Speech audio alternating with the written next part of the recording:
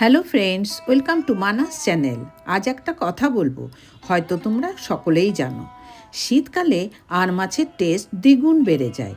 তাই শীতে আর মাছের এই রেসিপিটি হয় অসাধারণ। গরম ভাতে এই আর মাছের ঝোলের কোনো তুলনাই হয় না। কথা বলতে বলতে মাছের লবণ হলুদ লাগানো হয়ে গেল।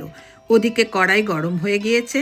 কড়াইয়ে পরিমাণ মতন তেল দিয়ে তেল গরম হলে মাছ ছেড়ে দেব। ভালোভাবে উল্টে পাল্টে লাল করে মাছ ভেজে তুলব। মাছ ভাজা হয়ে গেলে কড়াইয়ে সামান্য তেল দিয়ে সামান্য বয়েল করা ফুলকপিকে জল ঝরিয়ে নিয়ে লবণ আর হলুদ দিয়ে সুন্দর করে ভেজে তুলতে হবে। এবার অন্য একটি কড়াইয়ে তেল দিয়ে দেব 5 ফোড়ন আর তেজপাতা।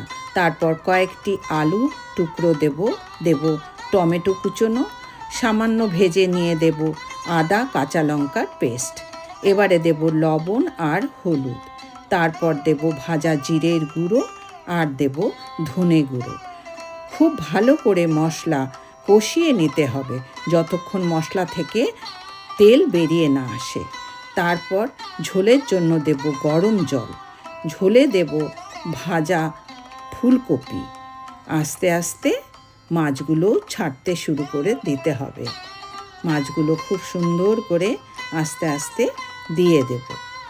সবশেষে দেব গরম মশলা। দেখো আমার ঝোল তৈরি হয়ে গেল। খুব সুন্দরভাবে ঝোল রেডি হয়ে গেছে। শীতে এই ধরনের মাছের ঝোল থাকলে আর কিছুই লাগে না পাতে। সাবেকি এই রান্নাটি আমি আমার মার কাছ থেকে শিখেছি। ভালো লাগলে লাইক, শেয়ার, সাবস্ক্রাইব করো।